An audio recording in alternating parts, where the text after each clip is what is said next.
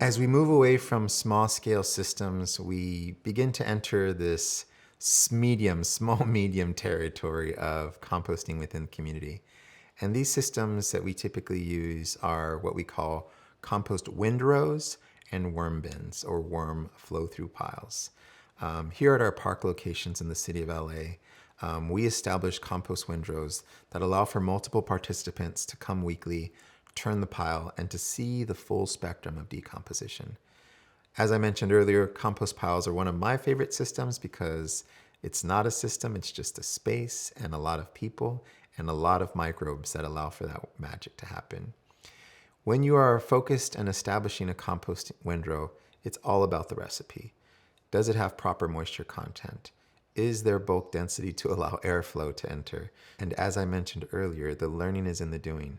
So it's going to take some time to really create the recipe that works. Here in LA, we use what's locally available. We work with local arborists and park forestry departments to get old wood chips. We get dried leaves from the parks as well as twigs. We get our food scraps from local farmers markets and community drop-offs.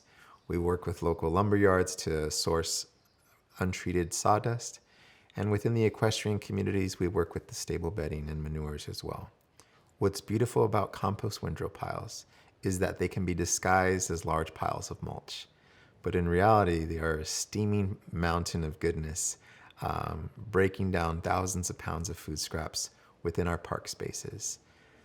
We establish multiple windrows weekly across urban farms, community gardens, and park locations throughout the city. And it's always a joy to give a volunteer a pitchfork, ask them to turn the pile and to see some steam arise from that pile, and for their eyes to open wide and for the questions to follow. The windrow pile is a beautiful classroom for many teachable moments to take place, and it can be scaled as little to as large as your human capacity and power allows for. We started off with pitchforks, shovels, rakes, and hoses, and are slowly graduating into some small-scale infrastructure equipment that assist us in maintaining and establishing these windrow piles. In addition to windrow composting, another form of composting that we utilize at our park and community garden locations are vermicompost systems or our worm systems. And what's different between the worm systems and our windrow compost piles is that you don't want these systems to get hot. Our windrows go under this thermophilic aerobic process, which simply means there's heat and there's air. And within our worm bins, we want to make sure it's shady, it's cool, and that they are well kept in the ideal environmental conditions to break down the material and produce what we call a casting, which is just a nice word for their worm poop. Worms are phenomenal when engaging with youth on field trips, larger community groups, and just the general public to recognize a different form of composting.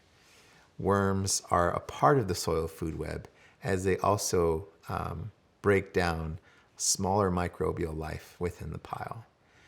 Again, different from the windrow composting, we're talking about a smaller space, less heat, and a premium product that really comes out on the end as well. There are many types of vermicompost bins out on the market. In these slides, you see horizontal flow-through worm bins where we feed the bedding or the environment in which we've created with the worms on top. The worms slowly migrate to the top to eat the material, and their castings are pushed down.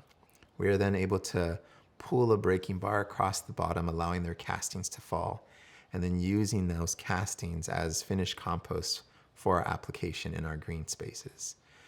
We also establish DIY worm bins, whether it's with a Rubbermaid tote or container, which there are many resources online for you to check out, but we also utilize repurposed wood and redwood to establish what we call a worm bench.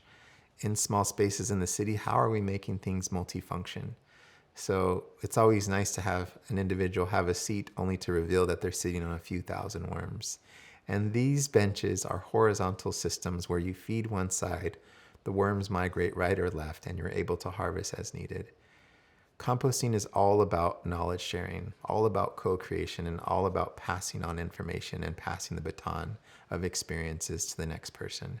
And it brings us great joy that we get to work with a lot of schools from elementary to college to allow for youth to see that composting is not just a hobby or a Saturday morning workshop, but a potential career, a potential lifestyle, a potential routine and habit that they can incorporate in their daily lives. And whether you're 4 or 104, there's room for everyone to participate in composting. When you're around the windrow pile, you can water, you can sift, you could turn, you can rake. There's something for everyone. And similarly with the small scale systems and worm bins. The thing that's beautiful about compost and the thing that we want to reemphasize is that it is inclusive. It allows for anyone from any walks of life to participate, to learn, to engage, and to do. And whether using a small tumbler, a free bin from a city program, to a 60-foot pile windrow, it's important that you engage and participate in something.